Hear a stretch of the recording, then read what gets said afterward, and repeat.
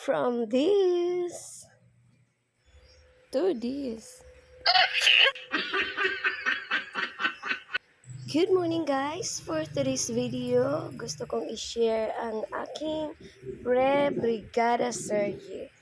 Yes po, opo, nag-advance tayo ng 1 week kasi alam nyo, ang brigada hindi naman talaga kaya ng 1 week lang.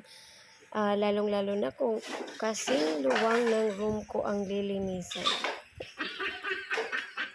Kaya tara, mag-brigada na ta!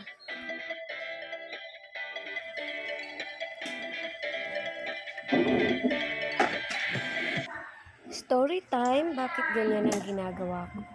Nagsisigugit po tayo ng mga toys na pinaghalo-halo ng aking mga pupils. Why challenging? Isipin mo ba naman na more or less 20 toys na pag-hiwa-hiwalayin mo? Ay, dito na lang tayo sa pagtatanim. Ang aking pagiging plantita kung saan nakakatanggal ng stress. Yes, part po yan ng brigada.